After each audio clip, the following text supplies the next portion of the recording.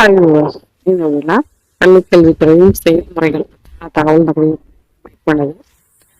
பள்ளிக்கல்வித்துறையின் செயல்முறைகள் வந்து பாத்தீங்கன்னா மேல்நிலை பள்ளி, அதாவது ஹையர் செகண்டரி ஸ்கூல்ல வந்து பாத்தீங்கன்னா தரம் உயர்த்தப்பட்ட பள்ளி கணினி அறிவியல் பணியிடம் உருவாக்குதல் கோரிக்கை சார்ந்தது அப்படின்னு சொல்லிட்டு 2017-18, 18-19, 20-24, ஓகேவா? இந்த ஒரு தகவல் வந்து பள்ளிக்கல்வித்துறை செயல்முறையா வந்து இருக்காங்க. இது வந்து பார்த்தீங்கன்னா ரீசெண்டான அப்டேட் தான், 10/7/2020, ஓகேவா? ஸோ ஒன்லி வந்து எந்த வேக்கண்ட் அப்படின்னா கணினி ஆசிரியருக்கான ஒரு வேக்கண்ட்.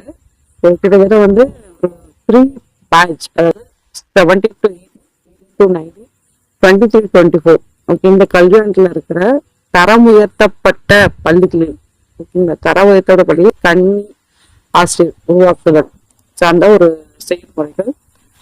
இது கம்ப்ளீட்டா வந்து முதுகலை பட்டதாரி ஆசிரியர், இது கம்ப்யூட்டர் இன்ஸ்ட்ரக்டர்னு சொல்லுவோம் நம்ம.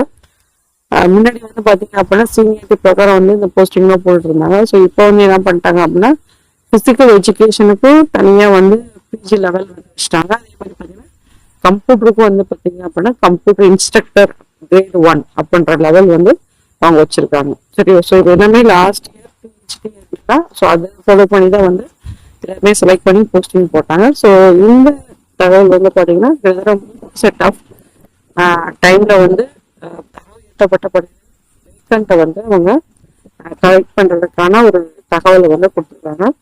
ஸோ இந்த தகவல் நன்றி, வணக்கம்.